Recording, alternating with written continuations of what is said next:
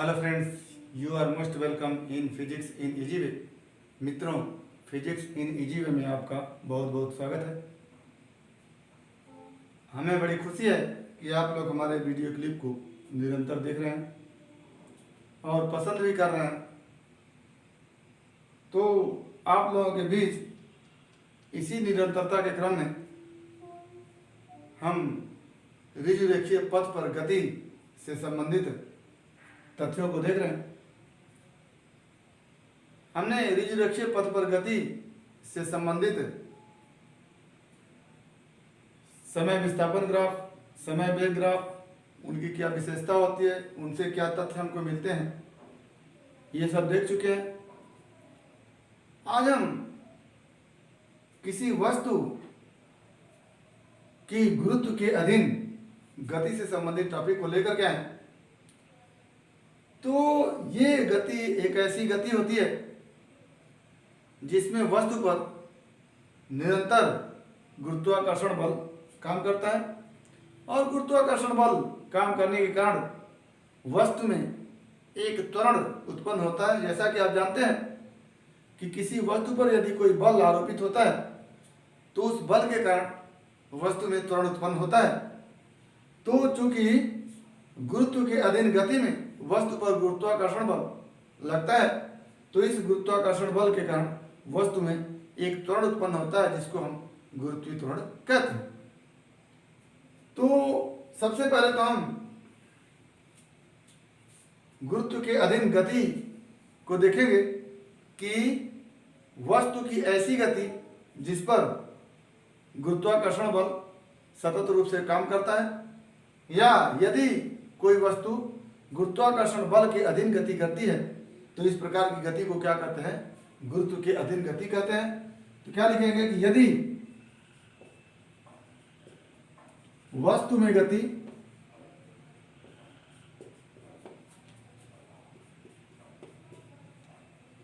गुरुत्वाकर्षण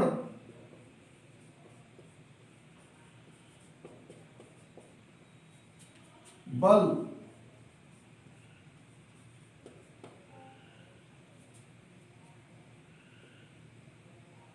के अंतर्गत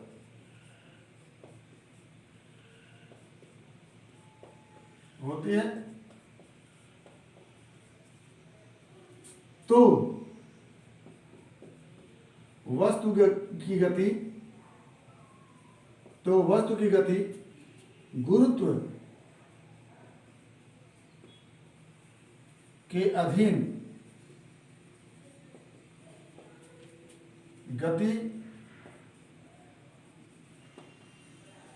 कही जाती है।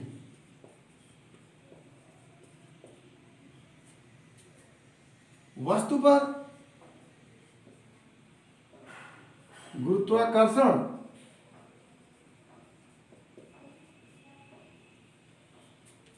बल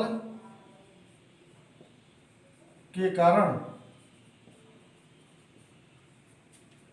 वस्तु में त्वरण उत्पन्न होता है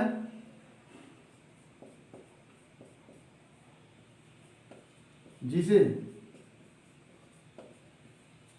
गुरुत्वीय त्वरण कहते हैं।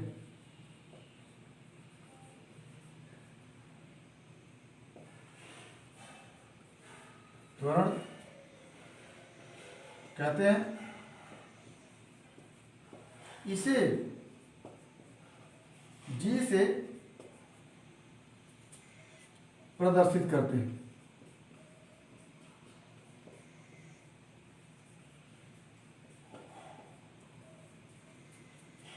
इसकी दिशा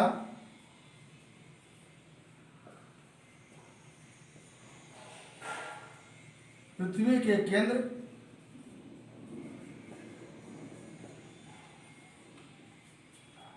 की ओर, या इसी को लिखते हैं नीचे की ओर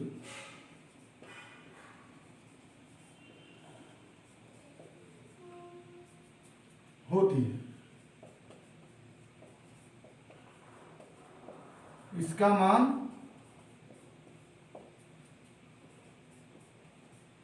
9.8 मीटर पर सेकेंड स्क्वायर होता है।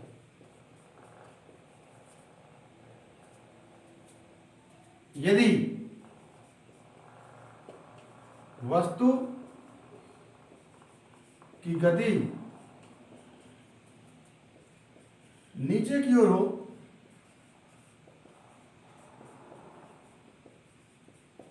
तो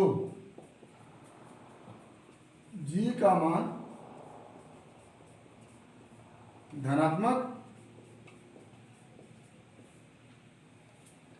और यदि गति ऊपर की ओर हो तो g का मान ऋणात्मक लिया जाता है।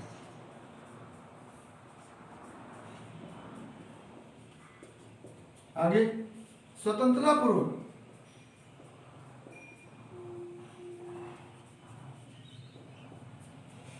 गिर रही वस्तु के लिए प्रारंभिक वेग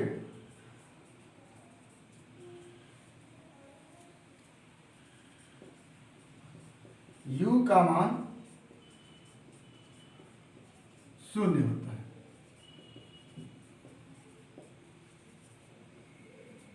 ये इतना हम गुरुत्व के अधीन गति से संबंधित तथ्य को देखेंगे। ये जो लाइनें लिखी हैं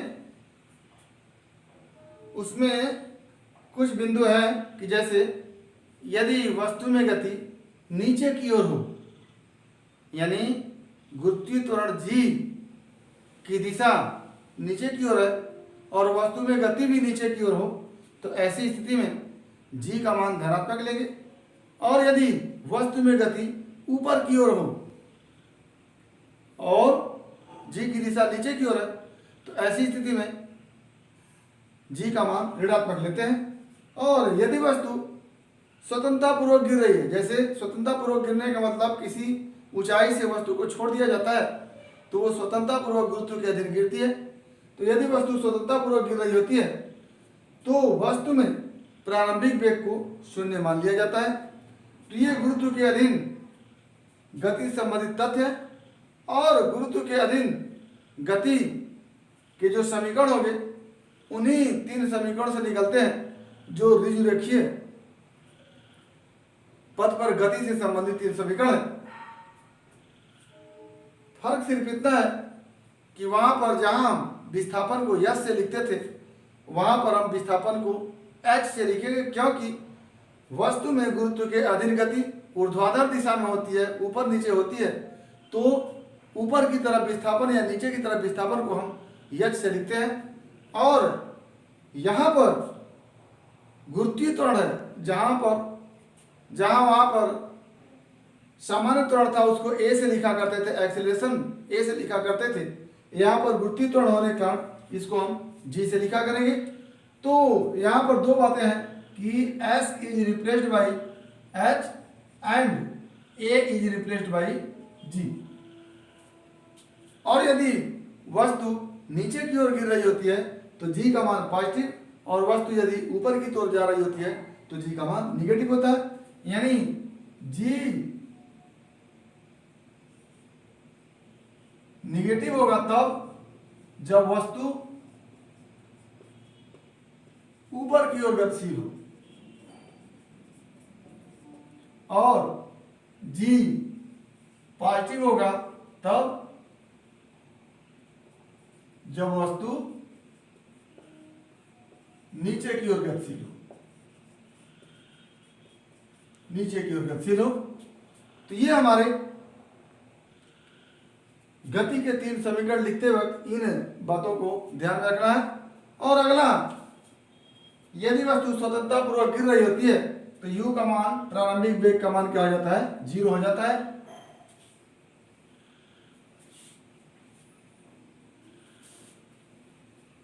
लिखेंगे u इक्वल टू 0 यानी प्रारंभिक वेग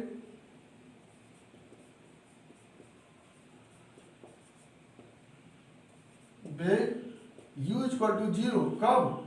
जब वस्तु स्वतंत्रता पूर्वक गिर रही होती है।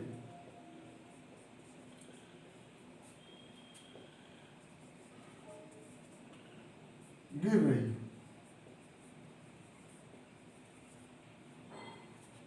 ये हमारे गति के 3 समीकरण लिखते समय तथ्य है जिनको हमको ध्यान में रखना है। तो यदि सामान्य गति, ये हम लिखते हैं सामान्य गति, और यहां पर हम लिखेंगे गुरुत्व के अधीन गति। तो सामान्य गति के जो समीकरण है उन समीकरण को लिखेंगे और उसमें तब्दीली करके, उसमें परिवर्तन करके हम गुरुत्व के अधीन गति का समीकरण लिखेंगे। तो पहला जो समीकरण हमारा है v बराबर u प्लस at, ये पहला समीकरण हो जाएगा v बराबर u प्लस a की जगह क्या लिख देंगे? g लिख देंगे, gt। दूसरा जो हमारा समीकरण होगा वो होगा s बराबर ut प्लस हाफ gt इसका। तो यहां से हो जाएगा हमारा s की जगह हम लिख देंगे h बराबर ut प्लस हाफ, a की जगह लिख देंगे g t स्क्वायर। तीसरा समीकरण जो हमारा होगा वो हो जाएगा v square equal to u square plus twice, sorry ये at स्क्वायर होगा, ट्वाइस as, और यहां पर हो जाएगा v square equal to u square plus twice g h। ये हमारा गुरुत्व के अधीन गति का समीकरण इसी समीकरण से निकलता है। मॉडिफिकेशन केवल ये होता है कि यस की जगह एच लिख दिया जाता है और ए की जगह जी लिख दिया जाता है। ये तीनों समीकरण तब होते हैं जब वस्तु नीचे की ओर गतिशील होती है,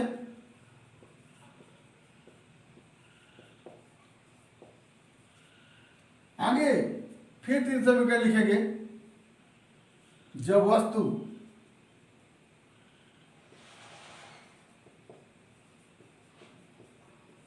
ऊपर की ओर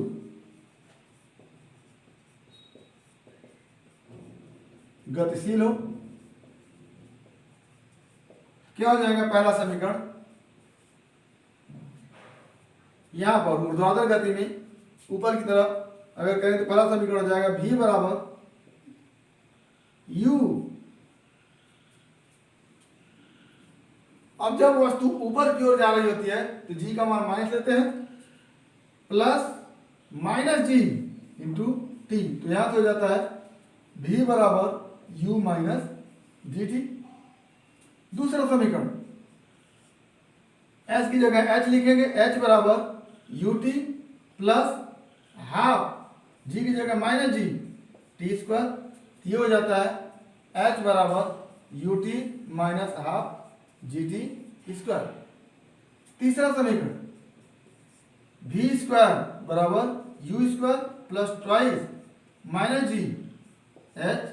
यहां से बन के आ जाता है v square equal to u square minus twice g h. ये हमारा 3 समीकरण तब होते हैं जब वस्तु ऊपर की ओर गतिशील होता है। आगे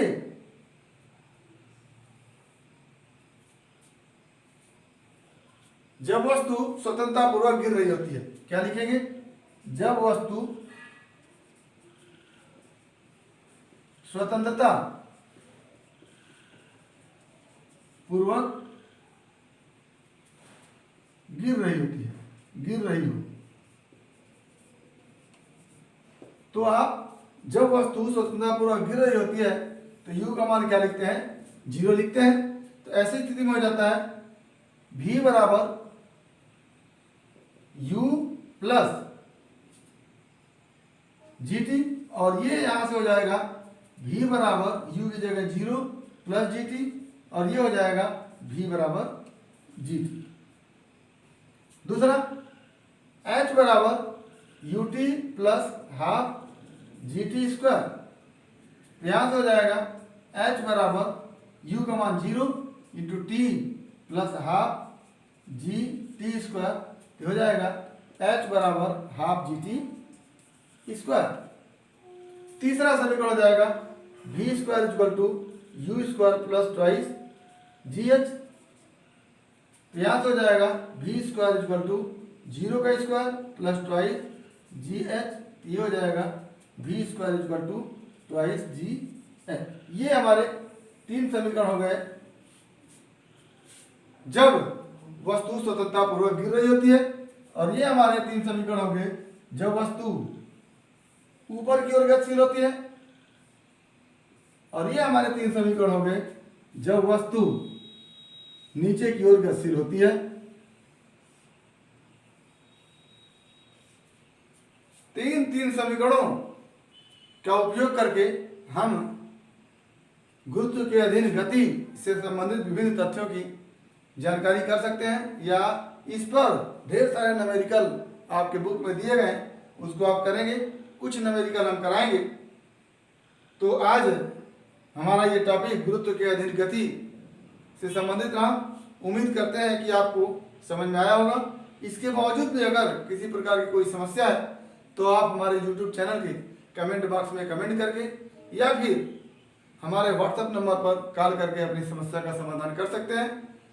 और यदि हमारा वीडियो क्लिप पसंद आया हो तो प्लीज़ लाइक करिएगा, शेयर करिएगा, साथ ही हमारे YouTube चैनल को सब्सक्राइब कीजिएगा, ताकि इस तरह के फिजिक्स संबंधित तथ्य आप तक बिना किसी रुकावट के पहुंचते रहें और आपके फिजिक्स की मुकम्मल तैयारी होती रहे।